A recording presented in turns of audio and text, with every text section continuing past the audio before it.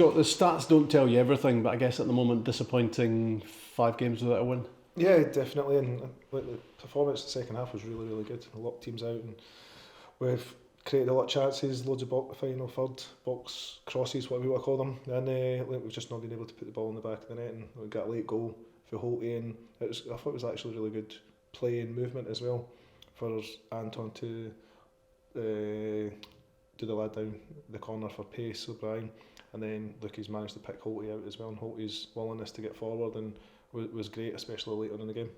I guess that was the difference this game to the previous ones. The performance had been a lot better than result, maybe up till last weekend. Yeah, the speed of play, we've been dictating play, but it's been quite slow. It's been progressive, shall we say, but like there has to be a lot more intent come from the players and the way they pass and the way they receive the ball and drive forward. Like, the work rate's always there, the stats are always there, and it's now just getting that belief in that final third.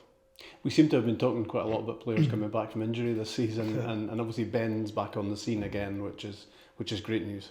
Yeah, look, it's great to have Ben back in any squad in this league. So for us, it's good that he's back in training. Look, he's not 100%, and it's going to take him a couple of weeks to get back up to speed. But that's what happens when you've got injuries. We've got George Oakley that's slowly coming back in as well. And he's in and up. Everything went really well. He's back out in the grass. So him getting back up to speed as well, and then it becomes competition for places as well, which is a huge thing for us. How much longer do you think for George to be back for selection again? A couple of weeks, and Haley was literally on the pitch today for the first day, and it was a slow jog, so it was just to give him a little bit of confidence and to see how it was reacting as well. So it'll be a couple of weeks. It's just been difficult this season to build that momentum, hasn't it?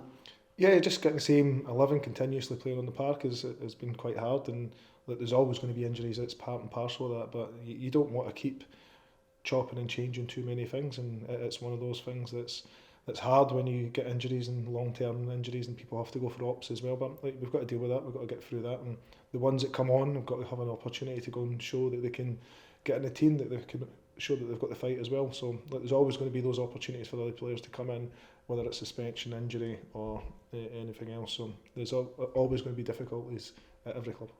Airdrie are bottom of the league, but they've had 1 or 2 good results of late.